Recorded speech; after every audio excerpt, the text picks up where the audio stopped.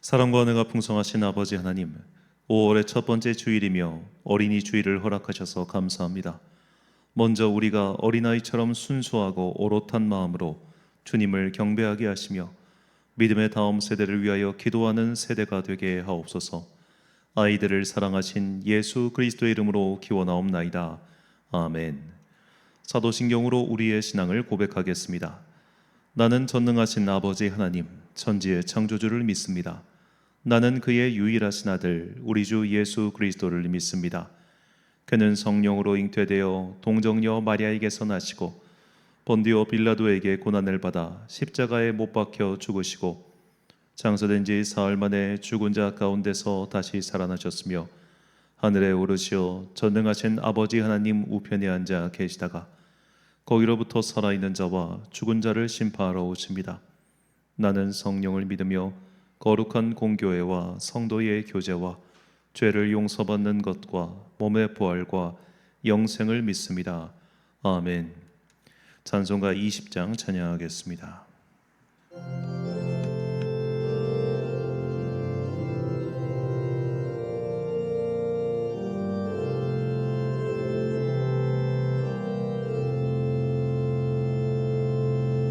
큰 영광 중에 계신 주 나 찬송합니다. 영원히 계신 주 이름 다 찬송합니다.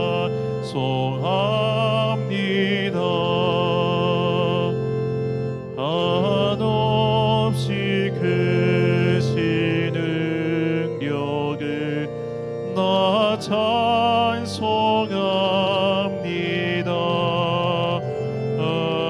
참되고 미쁜 그 언약 나 찬송합니다.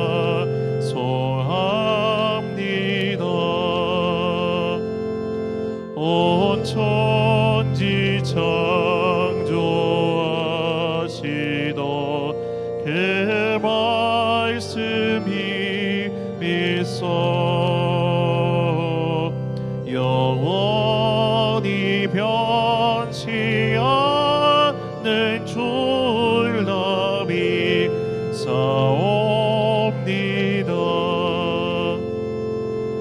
그 온유하신 주 음성 날 불러주시고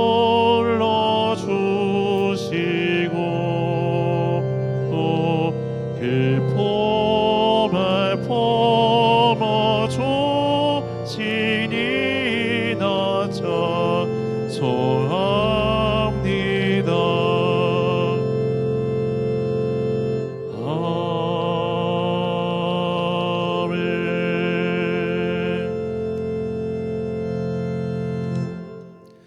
한 주간 동안 하나님과 나만 아는 죄를 고백하며 침묵으로 회개의 기도를 드리겠습니다.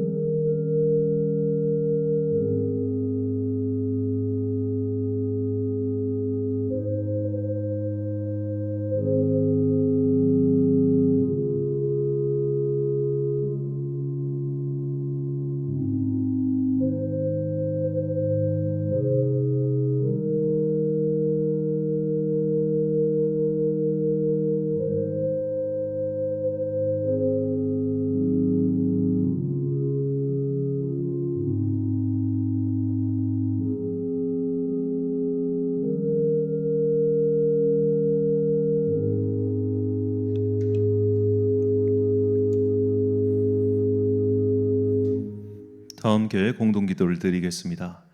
사랑과 은혜가 풍성하신 아버지 하나님, 오늘도 주님 앞에 겸손과 순종의 마음으로 예배드리오니 우리의 영혼을 받아 주옵소서.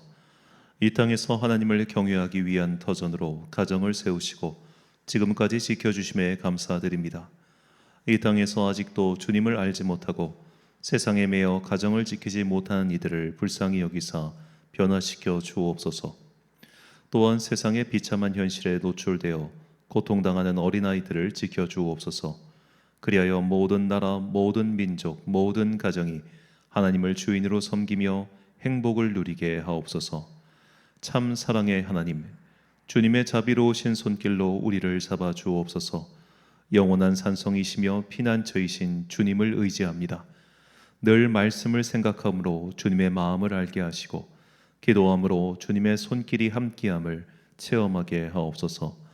이 땅에서 사는 동안 주님께 영광 돌리며 주님께서 주신 넘치는 기쁨으로 이웃에게 사랑을 베풀게 하옵소서.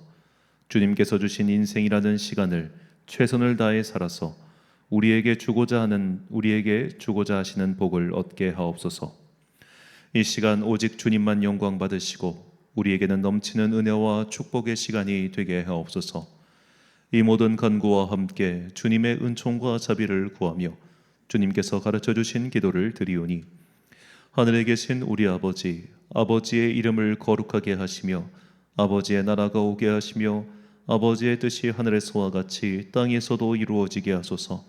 오늘 우리에게 일용할 양식을 주시고 우리가 우리에게 잘못한 사람을 용서하여 준 것 같이 우리 죄를 용서하여 주시고 우리를 시험에 빠지지 않게 하시고 악에서 구하소서. 나라와 권능과 영광이 영원히 아버지의 것입니다.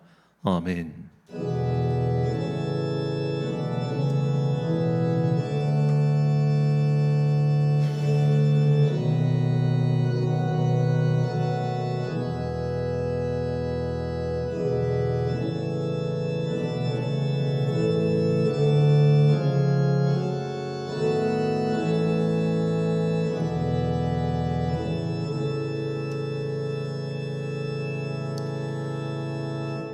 사제의 말씀 선포하겠습니다. 주의 종을 후대하여 살게 하소서. 그리하시면 주의 말씀을 지키리이다.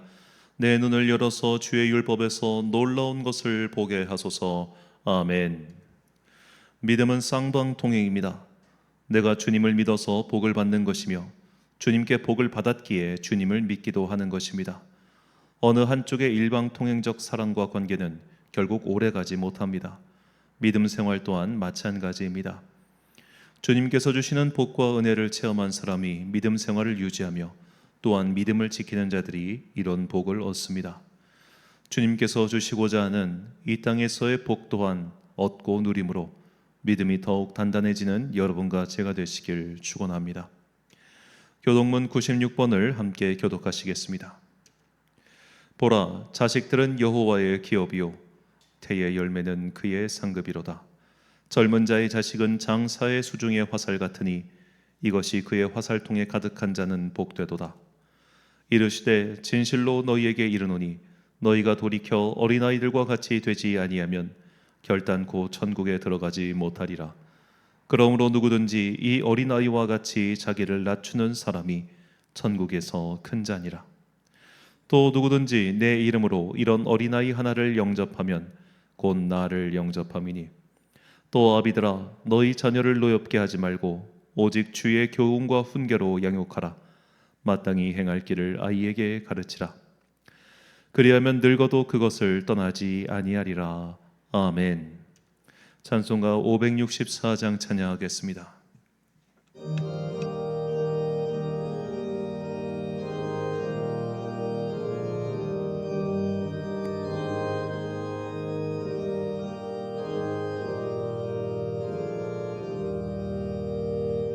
예수께서 오실 때에 참 귀중한 법에 하나라도 남김없이 다 찾으시리.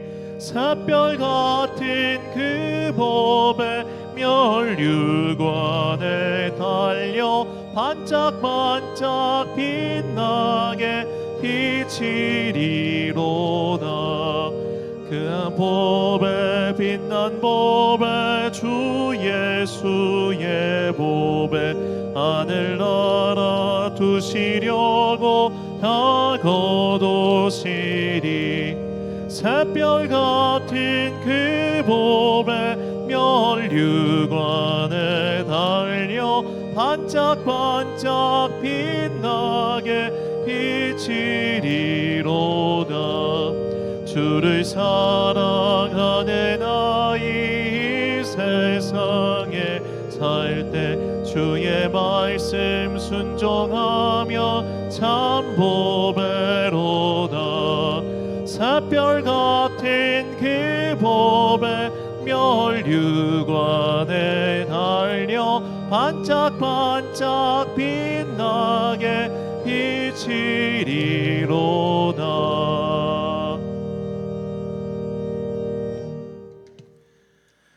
지난주 봉헌하신 분들입니다. 김종학 지사님 가정에서 주저헌금을, 김연학 지사님 가정에서 주저헌금 드리셨습니다.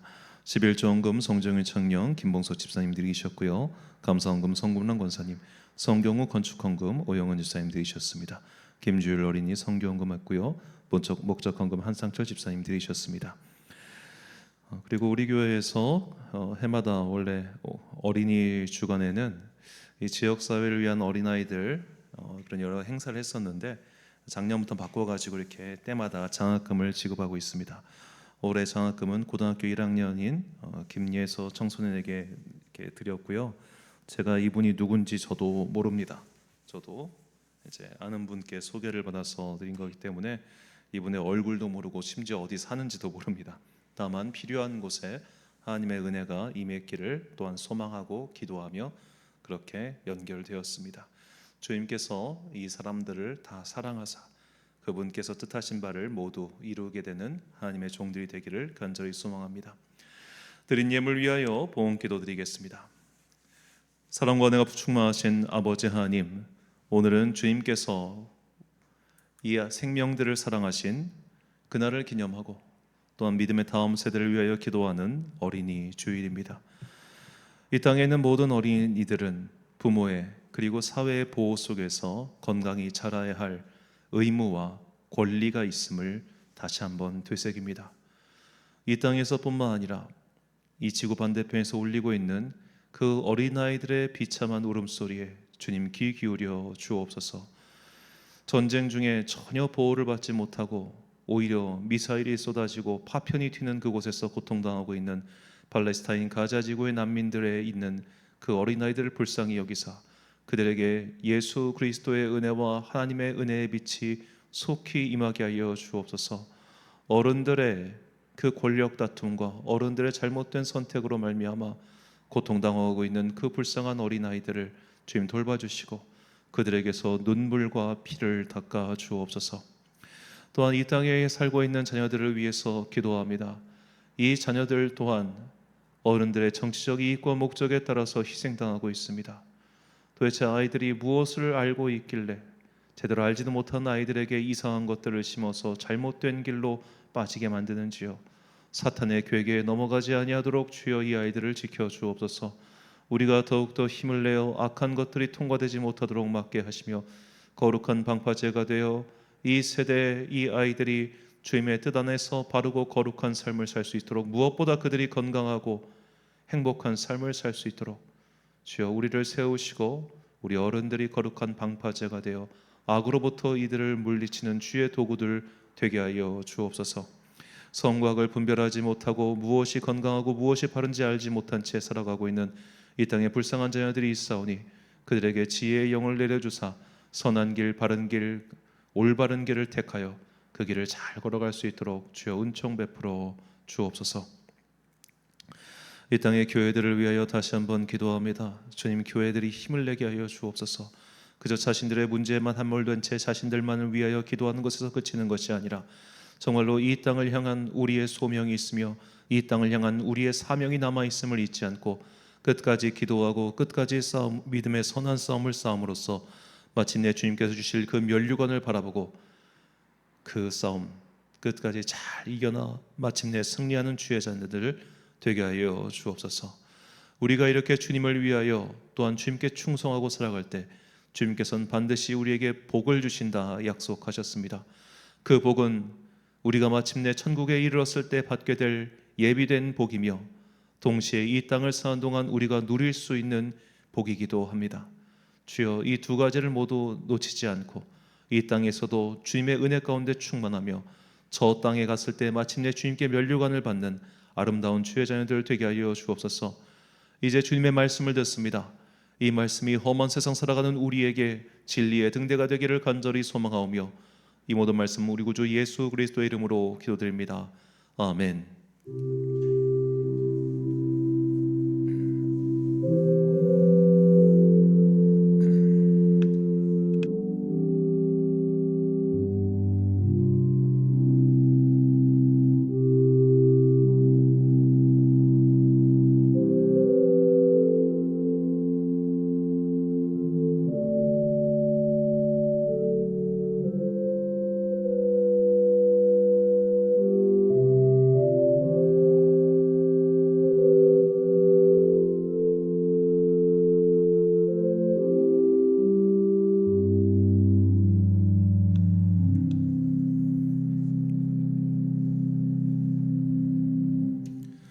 오늘 우리에게 주시는 하나님의 말씀 역대상 4장 9절부터 10절까지 말씀입니다.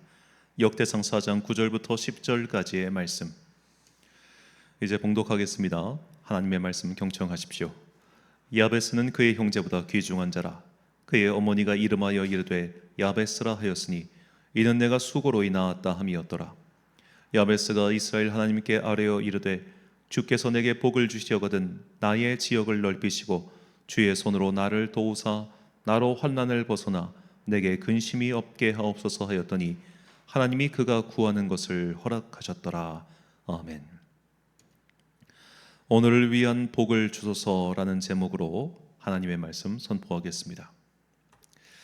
자, 5월의 첫 번째 주일입니다. 5월이 되면 가정의 달이다 뭐다 해서 이런저런 행사가 많아 들뜨기도 하고 또 날씨 때문에 우리 마음이 좀 들뜨기도 하지요. 하지만 무엇보다 일반 직장인들에게 5월이 가장 기다려지고 또 기대되는 것은 다른 달보다 휴일이 많기 때문일 겁니다. 일단 5월 1일 노동절에 우리나라 얼마 전 통계를 보니까 약 70%의 직장인들이 쉬고 있고요. 그리고 5월 5일 어린이날 공휴일이라 쉬고 또 보통 이제 5월에 초파일이 있기 때문에 또 쉬죠. 이게 초파일 일정에 따라서 조금씩 달라지긴 합니다만 이게 일정만 잘 맞으면 한 4일에서 5일 가까이를 연속적으로 쉴 수 있기 때문에 이 5월 초가 되면 괜히 좀 쉴 수 있겠다, 뭔가 좀 휴식을 취할 수 있는 날이 오겠구나라는 그런 기대감이 생기곤 하죠. 자, 우리나라 같은 경우는 이게 좀 날짜가 맞아야 쉬기 좋은데 이웃나라 일본은 아예 이 기간이 골든 위크라고 해서 일본 최대 황금 연휴 날이기도 합니다. 자, 일본의 골든 위크는 4월 29일부터 시작하는데 이때가 4월 29일은 쇼와의 날이라고 해가지고 히로히토 텐노 기념일이고 4월 30일은 국민의 휴일. 이 국민의 휴일이라고 하는 것은 그냥 휴일과 휴일 사이 평일을 그냥 휴일로 삼는 겁니다. 그래서 5월 1일이 옛날에는 노동절이었고 지금은 나루히토 텐노 즉위 기념일이고 5월 2일도 국민의 휴일, 그리고 5월 3일이 우리로 치면 제헌절과 같은 헌법 기념일입니다. 그리고 5월 4일은 식목일 이날 공휴일이고요. 또 5월 5일도 공휴일입니다. 그러니까 4월 29일부터 5월 5일까지가 일본의 골든 위크라고 한 일주일을 거의 쉬어버리는 가장 전반기에 화려한 휴가 기간이 바로 이때입니다. 이때는 그냥 그야말로 저도 직접 이 기간 때 일본을 가본 적은 없습니다만 제가 아는 한 만화도 쉬고 방영도 쉬고 다 쉬어요. 모두가 다 와 놀자 하는 기간이 이 골든 위크예요. 그러니까 이 기간을 얼마나 다들 기다리고 야 이때 쉬는구나 하고 그러고 있겠습니까? 그런데 이 골든 위크 기간에도 쉬지 못하는 사람들이 일본 내에서도 있습니다. 어떤 사람들이냐? 농사 짓는 분들입니다. 특히 이제 홋카이도, 일본 북쪽 지역인 이 홋카이도 같은 경우는 이 5월 첫째 주 딱 이 기간이 밭을 갈고 파종하는 가장 적기라고 합니다. 이때가 가장 힘든 기간이래요. 그래서 이 사람들은 이때를 골든 위크가 아니라 좀 농담 및 자조적으로 갓댐 위크라고 부르면서 오히려 바쁜 시기를 보낸다고 합니다. 자, 이처럼 모두가 놀 때 나도 좀 놀고 쉬고 싶은 것은 사람의 솔직한 마음이겠죠. 예전에 제가 사역 갔던 교회가 서울 예술의 전당에서 도보로 500m도 되지 않는 교회였습니다. 얼마나 가까웠냐면 이 점심 식사를 그냥 예술의 전당 직원 식당에서 쿠폰 사다가 먹을 정도로 굉장히 가까운 곳에 있었습니다. 그런데 그런 주로 문화 행사는 주로 주말에 많이 몰려 있잖아요. 근데 금요일, 토요일, 주일은 뭐 교역자에게 절대로 쉴 수 없는, 한마디로 일이 가장 많은 때지 않습니까? 그러니까 당연히 그런 것을 하는 행사를 가본 적이 전혀 없습니다. 그러다가 어느 날 토요일 날 저녁에 좀 주일 준비를 일찍 마치고 산책 삼아서 예술의 전당을 가본 적이 있었는데 딱 한 번, 그때 놀랐습니다.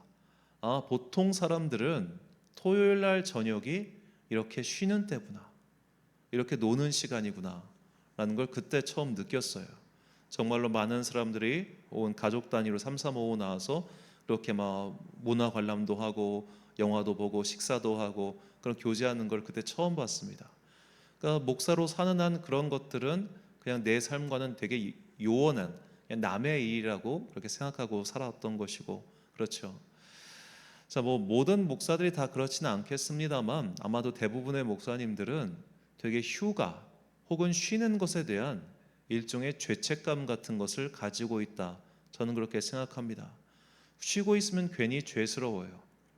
쉬고 있으면 괜히 내가 좀 덜 떨어진 혹은 열심히 없는 목사처럼 그렇게 느껴지기 때문입니다. 한국교회에서 가장 존경받는 목사님 아마 세 손가락에 뽑으라면 뽑힐 만한 목사님인데, 자, 그분 같은 경우는 평생에 자녀들과 함께 휴가를 보내신 적이 없습니다. 워낙 바빠가지고. 그래서 이제 그분이 일찍 돌아가셨는데 돌아가실 때 평생 가족 사진을 한 번도 찍어본 적이 없어서 그 영정사진 들고, 사모님이 영정사진 들고 자식들이 뒤에서 사진 찍은 게 유일한 가족 사진이다 해가지고 성도들이 막 그분을 더 존경하고 막 이랬단 말이에요. 물론 그분의 삶은 그분의 삶대로 존경스러운데 이 문제는 교인들이 목사는 이렇게 사는 거를 되게 원하고 좋아해요. 또 그런 분위기 속에서 이제 목회를 항상 하다 보니까 이제 목회자분들은 자기 자녀를 좀 챙기거나 혹은 자기 가족을 챙기고 이런 것들에 대해서 굉장히 자기 마음 속으로 되게 좀 어려운 것도 분명히 사실입니다. 오죽 이런 지경인데 뭐 휴가를 맘 편히 가고 그런 게 얼마나 가능하겠습니까? 물론 이제 뭐 기독교에 대해서 부정적인 분들은 야, 대형교회 목사들 봐라 뭐 그렇게 말씀하시는 분들도 계시지만, 그거야 이제 막 부교역자 여러 명 있는, 정말로 대한민국에 있는 예를 들어 10만 개 교회 중에서 500개 정도나 그런 혜택을 누릴 수 있지, 제가 아는, 제가 만나고 있는, 그러니까 저처럼 이제 혼자서 목회하시는 분들은 평생 목회하시는 동안 휴가 한 번도 못 가시는 분들 굉장히 많습니다.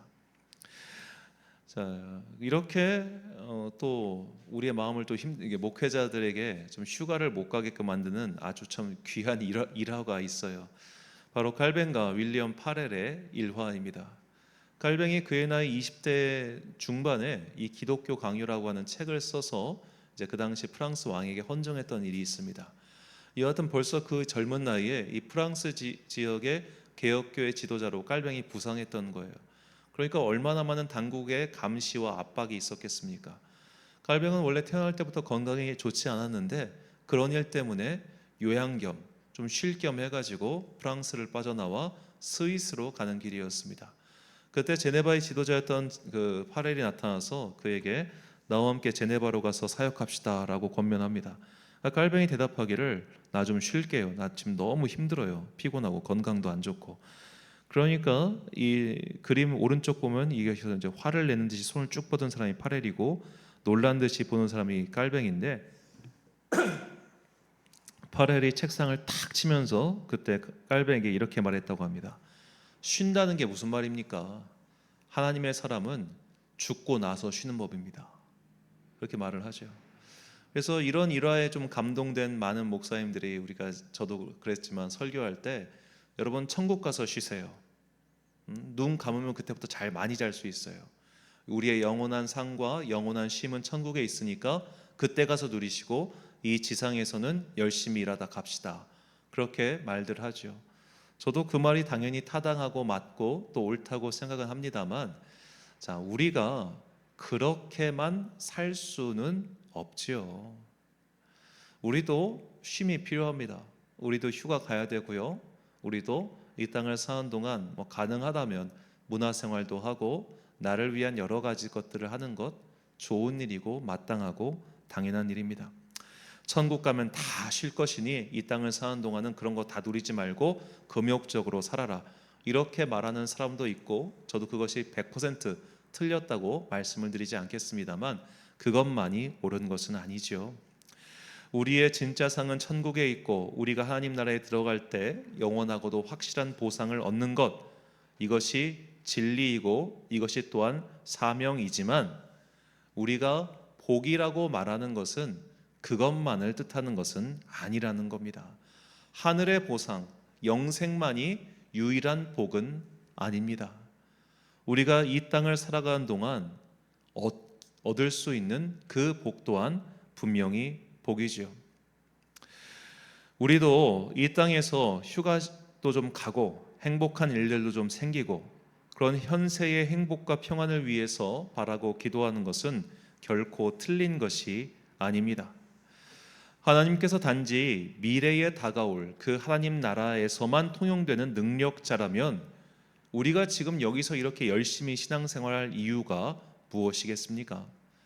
하나님께서는 살아계시고 지금도 역사하심을 우리는 분명히 믿고 있으며 또한 체험하고 있습니다. 그런 하나님께, 하나님, 나 좀 잘되게 해주세요. 나 좀 건강하게 해주세요. 나 좀 부유하게 해주세요 라고 복을 바라며 기도하는 것은 틀린 것도 아니고 잘못된 것도 아닙니다.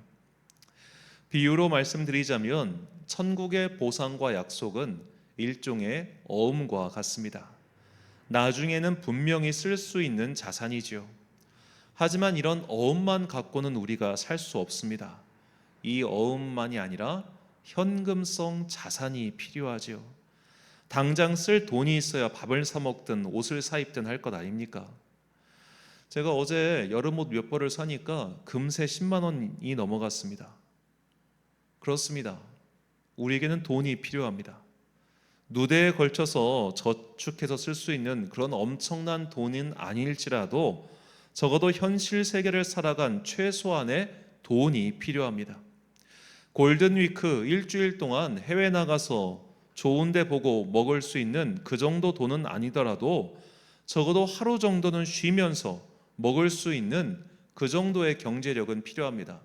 365일 중에 365일 일해야만 되는 그 정도 상황이 아니라 365일 중에서 그래도 한 5일 정도는 쉴 수 있을 정도의 그 정도 여유는 필요하다는 거죠. 우리가 그 정도의 복을 바라는 것은 지극히 당연하지 않겠습니까? 주님께서는 광야에서 먹을 것과 마실 것을 달라고 보채는 이스라엘 민족의 요구를 거절하지 않으셨습니다. 기실 그들의 요구는 정당했습니다. 만약 그들의 요구가 우리를 광야에서 광야로 불러내었으니 이 광야에다가 이집트에서 우리가 먹었던 수준의 것들을 마련해 주십시오, 이것은 부당한 요구죠. 왜냐하면 그들에게 자유를 주시지 않았습니까? 대신 그들에게 아무것도 먹을 것도 없고 마실 것도 없는 곳에 보내셨으니 우리가 최소한 삶을 영위하기 위해서 물과 만나 정도는 달라는 그들의 요구는 합당하다는 겁니다. 우리가 이 땅에서 주님께 바라는, 주님 우리에게 복을 주십시오 라고 기도할 때 우리가 바라는 복이라고 하는 것이, 주님 서울에 있는 아파트를 주세요, 우리 자식이 건물 하나 한 채 얻어가지고 그 건물에서 나오는 월세로 살 수 있게 해주세요, 이런 허황된 기도 말고 우리가 이 땅을 사는 동안 주님 먹어야 되고요, 입어야 되고요, 또 살아야 됩니다. 그러니 주님 우리가 그런 것들을 할 수 있도록 나를 도와주시고 내게 복을 주십시오, 이런 기도는 지극히 마땅하고 당연하다는 겁니다. 이러한 기도와 요구는 절대로 악한 것이 아니지요. 하나님께서는 분명히 이 땅에서 우리에게 복을 주신다고 약속하셨습니다. 그냥 이 땅에서 야 너희들 약속 어음만 잔뜩 챙겨다가 천국 가면 너희 그 어음 다 환산해가지고 내가 그때 줄게, 이게 아니라는 거죠. 자, 신명기 6장 18절 말씀입니다. 여호와께서 보시기에 정직하고 선량한 일을 행하라. 그리하면 내가 복을 받고 그 땅에 들어가서 여호와께서 모든 대적을 내 앞에서 쫓아내시겠다고 네 조상들에게 맹세하신 아름다운 땅을 차지하리니 여호와의 말씀과 같으니라. 아멘. 성경은 누차 우리에게 전하고 있습니다. 하나님께서 하라고 하신 이 명령을 지켜 행하면 너는 복을 받을 것이다. 그리고 그 복은 분명히 네가 이 땅을 사는 동안 누리게 될 평안이다라고 말이죠. 자, 이 복에 대해서 조금 더 구체적으로 나온 말씀이 신명기 28장에 나온 말씀입니다. 28장 4절과 5절, 7절과 8절 말씀. 내 몸의 자녀와 내 토지의 소산과 내 짐승의 새끼와 소와 양의 새끼가 복을 받을 것이며 내 광주리와 떡반죽 그릇이 복을 받을 것이며 여호와께서 너를 대적하기 위해 일어난 적군들을 내 앞에서 패하게 하시리라. 그들이 한 길로 너를 치러 들어왔으나 내 앞에서 일곱 길로 도망하리라. 여호와께서 명령하사 내 창고와 내 손으로 하는 모든 일에 복을 내리시고 내 하나님 여호와께서 내게 주시는 땅에서 내게 복을 주실 것이며 아멘. 자, 이 복에 대한 말씀은 현학적인 말씀이 아닙니다. 이상적인 말씀도 아닙니다. 그저 우리가 볼 수 없는 영적 세계에 대한 그런 복도 아닙니다. 당장 내 눈앞에서 내가 만질 수 있고 확인할 수 있는 그런 복을 주시겠다고 약속하십니다. 너희가 내 명령을 지켜 행하면 말이죠. 자, 모든 일에 성과가 있으며 잘 될 것이다 라고 하는 이 축복의 말씀이 오늘 우리에게도 분명히 주어져 있는 하나님의 약속이며 하나님의 복입니다. 자, 오늘 본문은 유명한 이야기죠. 바로 이 복을 받았던 사람의 이야기, 야베스의 이야기입니다. 야베스는 유다 지파 사람 중 한 명이었죠. 이 역대상 4장에서만 나오는 이 야베스의 이야기는 사실 문맥상 굉장히 뜬금없는 이야기입니다. 그가 도대체 어느 시대에 살았는지, 어느 후손인지는 대충 알 수 있지만 어느 시대에 살았는지도 알 수 없고요. 그의 배경도 알 수 없고 그가 이후에 어떻게 되었는지 전혀 알 수 없습니다. 다만 그의 이야기가 이 두 절에 거쳐서 떡하니 나와 있을 뿐입니다. 자, 따라서 문맥이나 혹은 배경 지식에 따라 이 사람의 기도가 무엇인지 파악하려는 것은 사실 거의 무의미하고요. 그냥 이 문장 그대로 이것만 놓고 보는 것이 낫습니다. 자, 본문 말씀을 제가 다시 읽어보겠습니다. 야베스는 그의 형제보다 귀중한 자라. 그의 어머니가 이름하여 이르되 야베스라 하였으니 이는 내가 수고로이 낳았다 함이었더라. 야베스가 이스라엘 하나님께 아뢰어 이르되 주께서 내게 복을 주시려거든 나의 지역을 넓히시고 주의 손으로 나를 도우사 나로 환난을 벗어나 내게 근심이 없게 하옵소서 하였더니 하나님이 그가 구하는 것을 허락하셨더라. 아멘. 자, 이 야베스라는 말은 고통을 뜻하는 히브리어 오베츠의 번영입니다. 내가 고통 중에 그를 낳았다라고 할 때 이 고통이란 뜻이죠. 이 야베스라고 하는 이 단어가 다시 뒤로 돌아가면 이 9절과 10절에 사실 총 4번 사용되었습니다. 그러니까 수고로이 낳았다라는 말과 근심이 없게 하옵소서 할 때 이 근심이 모두 야베스예요. 자, 특별히 이 수고로이라고 하는 히브리어 단어가 가장 먼저 사용되었을 때가 언제냐면 창세기 3장에서 바로 너희가 난산으로 수고하게 될 것이다. 그것과 두 번째 창세기 5장에서 이 땅이 범죄함으로 말미암아 우리가 수고로이 노동하고 있다라고 할 때 이 두 번의 단어가 연이어 사용되고 있습니다. 그러니까 1번과 2번이 각각 이 땅의 현실을 가리키는 단어죠. 그러니까 고통 중에 태어났어요. 그것이 난산의 고통이든 혹은 환경의 고통이든 간에 분명한 것은 그가 어려움 가운데 태어났다는 겁니다. 이 어려움이라고 하는 것은 마치 그에게 운명과도 같았습니다. 그냥 태어날 때부터 자기가 출발선이 어려웠던 거예요. 태어나는 순간부터 그는 환경의 어려움에 처해 있었습니다. 그래서 그가 복을 달라고 기도합니다.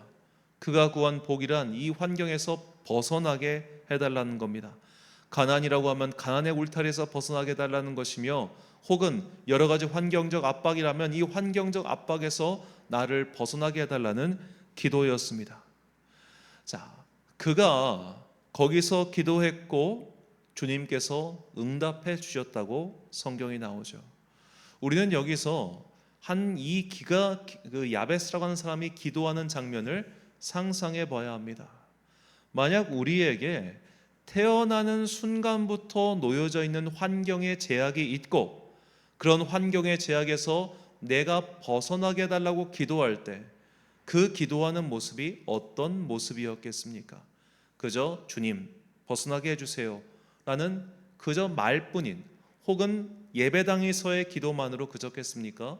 아니면 그가 정말로 삶을 최선을 다해 살아가면서 그와 동시에 주님 여기서 내가 제발 벗어나게 해주세요 라는 그런 간절한 외침이었을까요? 자, 얼마 전에 한 분의 간증을 듣다가 이분의 기도야말로 바로 야베스의 기도가 아닐까라는 생각이 들었던 그런 분이 있습니다. 유튜브에서 비글 부부 혹은 하준 파파라고 불리시는 황태환 집사님의 간증이었습니다.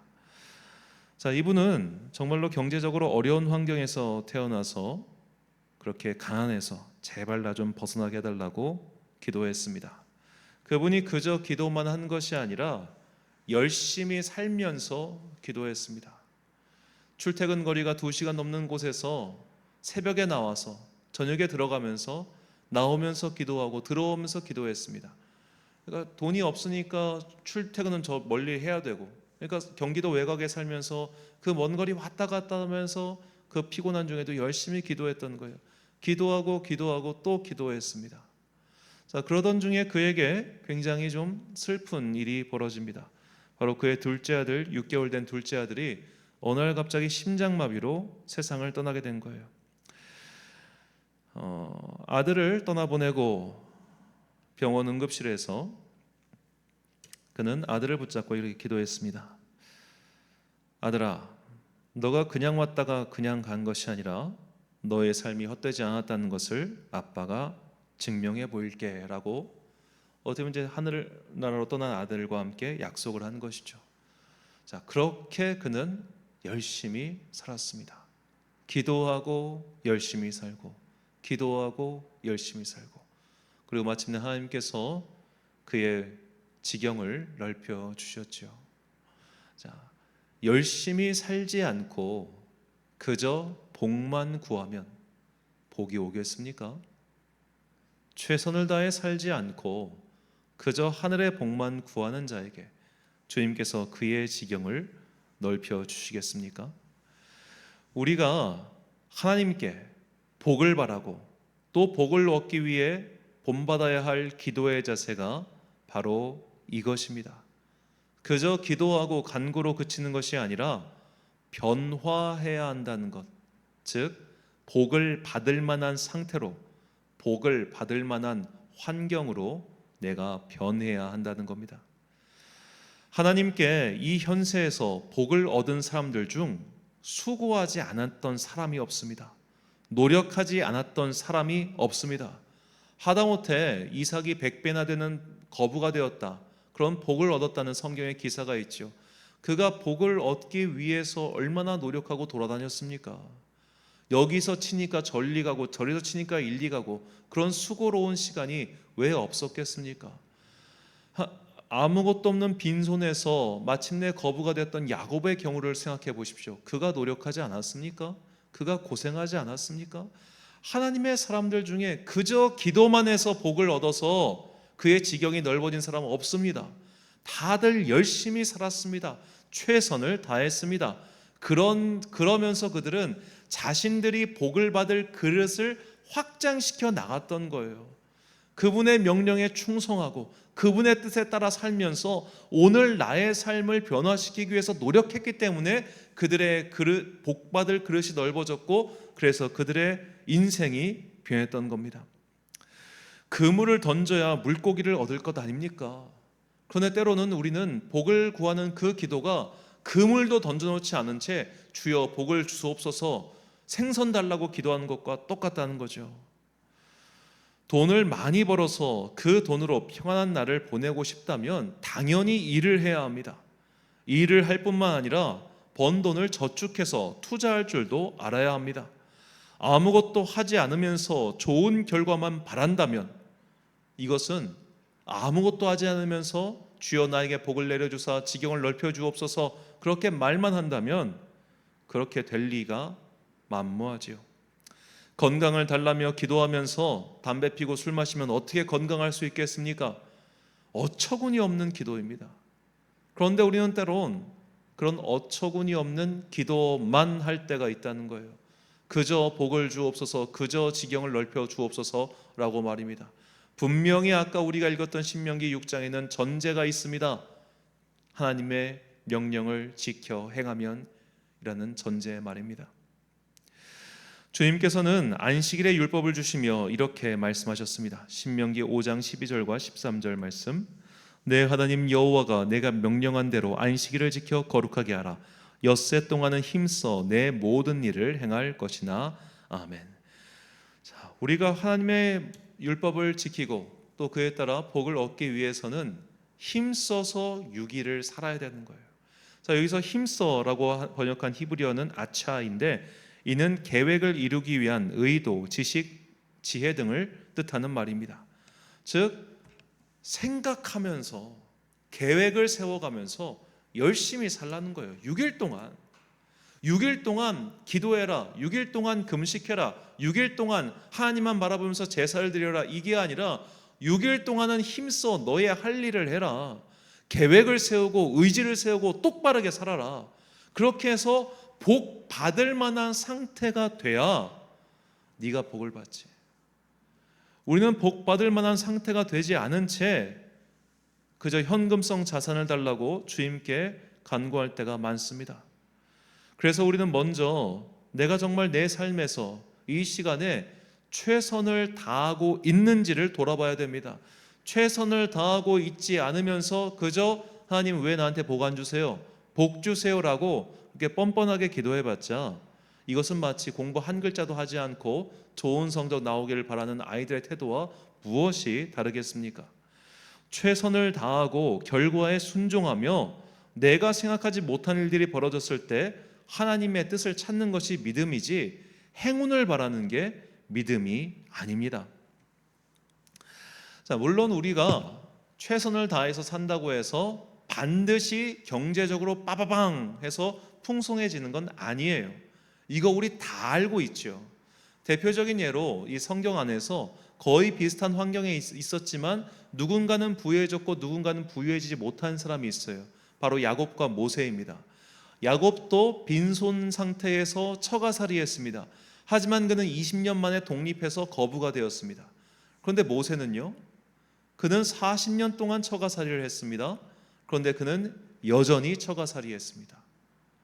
자, 어찌 보면 똑같은 상황인 것 같은데 뭐 야곱의 능력치나 모세의 능력치나 별반 달라 보이지 않는데 뭐 모세라고 뭐 능력이 없었겠습니까? 그도 뭐 좋은 교육 받고 잘 자란 사람인데 그런데 이 사람은 경제적으로 독립하지 못했고 야곱에게는 그런 경제적인 복이 있었던 거예요. 이 차이가 왜 있었을까요? 하나님께서 각자에게 뜻하신 바가 달랐기 때문입니다. 모세가 만약 처가살이 하던 중에 야곱처럼 거부가 되어서 처가를 떠나가지고 자기 나름대로 일군을 이루었다 생각해 보십시오. 그가 하나님의 말씀에 따라서 그거 다 버리고 이집트로 내려갔겠습니까? 전 안 내려갔다고 봅니다. 가뜩이나 가기 싫은데 어렵게 읽어놓은 거 갖고 떠나라고요? 가기 싫죠. 하나님께서 그에게 뜻하신 바가 달랐기 때문에 그걸 주지 않으신 거예요. 마찬가지예요. 우리가 이 땅에서 최선을 다해서 살아도 좋은 결과가 오지 않을 수 있어요. 그때 우리는 하나님을 원망할 것이 아니라 하나님, 내가 정말 최선을 다했는데 제가 원했던 결과가 나오지 않았습니다. 그렇다면 여기 이렇게 저에게 주신 이유가 무엇입니까? 이걸 찾아가는 게 믿음이라는 거예요. 우리가 최선을 다해 살았어요. 그리고 하나님께서 이 땅에서 우리에게 예비하신 현금성 자산, 즉 복을 얻었습니다. 그래서 건강하게 살 수 있게 되었고 자산을 누리게 되었습니다. 그러면 그때 우리는 또 감사하며 사는 것이죠. 그래서 믿음이 있는 사람은 얻어도 감사하고 얻지 못해도 감사하며 살 수 있는 겁니다. 얻지 못한 것이라면 얻지 못한 뜻이 있을 것이요, 얻은 것이라면 내가 주님께 최선을 다해서 살았던 것에 대해서 주께서 기억하시고 갚아주신 것이기 때문에 감사하며 살면 그만이지요. 이처럼 하나님께서 사람에게 뜻하신 바가 다르고 계획이 다르기 때문에 단순히 돈을 벌고 못 벌고 건강이 좋고 안 좋고 등의 기준으로 그가 복을 받았는가 안 받았는가 그런 결론을 내릴 수는 없습니다. 많은 돈을 가지고 있고 남들보다 건강하기 때문에 하나님을 등지는 자가 있습니다. 반대로 돈이 없고 건강이 좋지 않기 때문에 평생 주님의 곁을 떠나지 않고 사는 사람도 있지요. 이처럼 그것이 진짜로 그에게 복인지 아닌지는 두고 봐야 할 일입니다. 그러나 분명한 것 한 가지는 우리는 이 땅을 사는 동안 여러 가지 것들이 반드시 필요합니다. 그리고 그런 필요한 것들을 위해서 우리의 행복을 추구하기 위한 권리로서 주님께 주님 제가 행복하기 위해서 이것을 구합니다. 주여 나에게 주옵소서 라고 기도하는 것은 마땅하고도 당연한 우리의 권리라고 하는 것, 이것을 잊지 마십시오. 우리에게는 건강과 그리고 재물이 반드시 필요합니다. 과한 것은 마치 정말 가장 솔직한 바로 이 아굴의 기도처럼 내가 너무 부유해서 주님을 잊지 않게, 그리고 너무 가난해서 주님의 이름에 누가 되지 않게, 우리에게는 그 정도의 삶을 살 필요가 있고 이유가 있고 의무가 있고 권리가 있다는 것, 이것을 잊지 마십시오. 하나님께서는 우리에게 이런 복을 주시기를 원하십니다. 그렇다면 복을 얻을 수 있는, 그 복을 담을 수 있는 영혼의 그릇부터 만들어 가십시오. 여호와 하나님께 복을 얻기를 원한다면 복 받을 행동을 해야 하지 않겠습니까? 베드로 사도는 누구보다도 천국을 바라보며 살았습니다.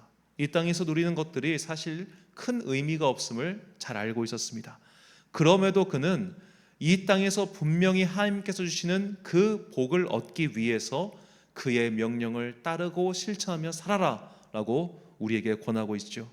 이 사도가 권하는 바른 행동을 기억하고 이 복받을 행동을 함으로써 우리 영혼의 그릇을 넓혀 마침내 주님께서 우리에게 약속하신 그 오늘 우리가 얻을 수 있는 그 복을 얻는 여러분과 제가 되시길 간절히 소망합니다. 이 소망과 간구를 담아 베드로전서 3장 8절부터 11절까지 말씀 함께 봉독하겠습니다. 시작. 마지막으로 말하노니 너희가 다 마음을 같이하여 동정하며 형제를 사랑하며 불쌍히 여기며 겸손하며 악을 악으로 욕을 욕으로 갚지 말고 도리어 복을 빌라. 이를 위하여 너희가 부르심을 받았으니 이는 복을 이어받게 하려 하심이라.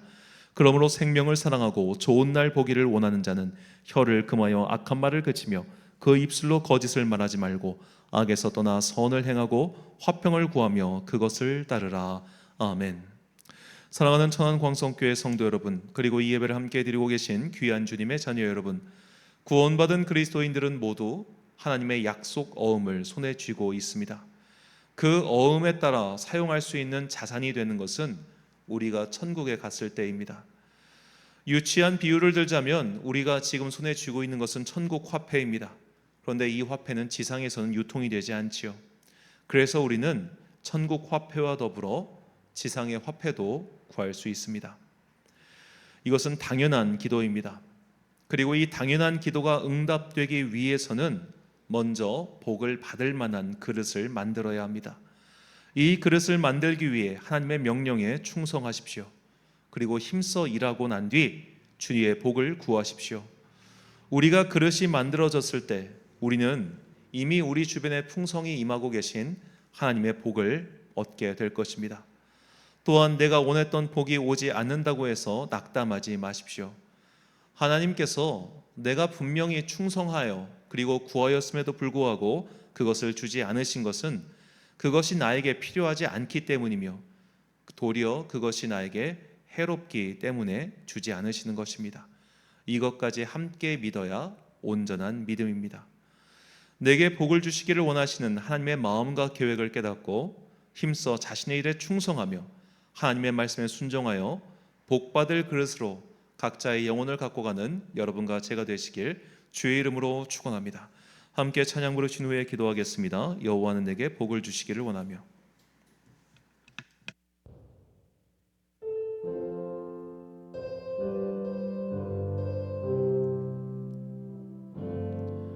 여호와는 내게 복을 주시길 원하며 너를 지키시기를 원하시며 여호와는 그 얼굴을 내게 향하여 드사 은혜와 평강 주시기 원하노라. 내가 보배롭고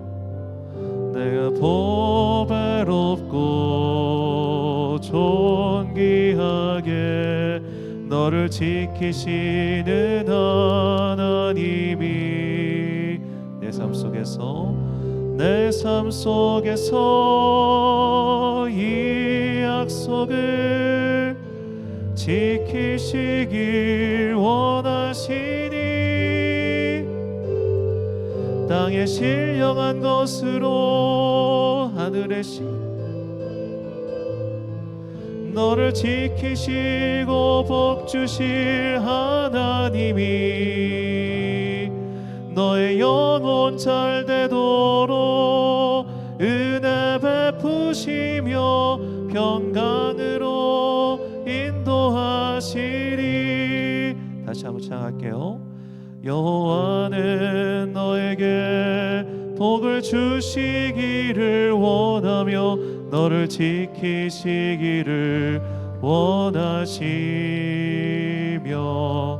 여호와는 그 얼굴을 내게 향하여 드사 은혜와 평강 주시기 원하노라. 너를 보배롭고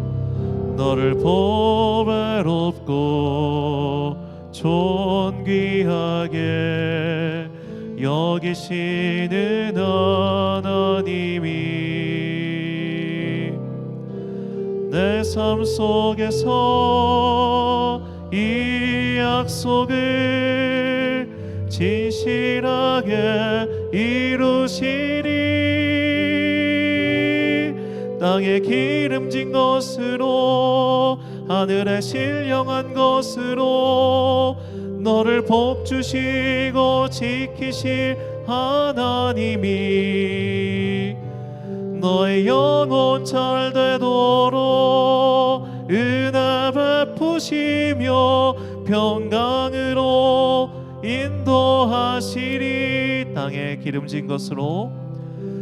기름진 것으로 하늘에 신령한 것으로 너를 복 주시고 지키실 하나님이 너의 영혼 잘 되도록 은혜 베푸시며 평강으로 인도하시리. 기도하겠습니다. 사랑과 나 풍성하신 아버지 하나님, 주님께서는 우리에게 복을 주시기를 원하고 계십니다. 그러니 이제 나의 삶을 열심히 삶으로써 또한 주님의 명령에 충성함으로써 복 받을 만한 자들 되게 하여 주옵소서. 이제 우리의 영혼의 그릇을 넓히고 우리가 복 받을 만한 자로서 살아갈 때 주님께서 이미 우리에게 예비하신 그 은혜와 복을 풍성히 내려주실 것을 믿습니다. 이 땅을 사는 동안 주님께서 주신 복을 누리며 행복하게 그리고 평안하게 살아가는 주의 자녀들 되게 하여 주옵소서. 이 모든 말씀 우리에게 복을 주시기를 원하시는 거룩하신 예수 그리스도의 이름으로 기도드립니다. 아멘. 바소의 말씀 선포하겠습니다. 하나님께서는 우리에게 복 주시기를 원하십니다. 그러므로 복 받을 만한 그릇으로 자신을 바꾸어 나가십시다. 열심히 일하십시오. 최선을 다해 하루하루를 살아가십시오. 주어진 시간을 헛되이 보내지 마십시오. 그것이 이 지상에서 주님께 복을 받는 최소한의 조건입니다. 영혼의 그릇을 확장하여 주님께서 약속하신 지상의 복을 반드시 얻는 그런 여러분과 제가 되시길 주의 이름으로 축원합니다. 축도로 예배를 마치겠습니다. 지금은 우리 주 예수 그리스도의 은혜와 하나님 아버지의 놀라우신 은총과 예수 성령님의 감화감동 역사하심이 이제 주님께서 예비하신 이 지상의 복을 취하기 위하여 하나님의 말씀에 순종함으로 각자 영혼의 그릇을 넓혀가이라 다짐하는 주님의 귀한 자녀들 머리머리 위에 지금부터 영원까지 함께 하시기를 간절히 축원하옵나이다. 아멘.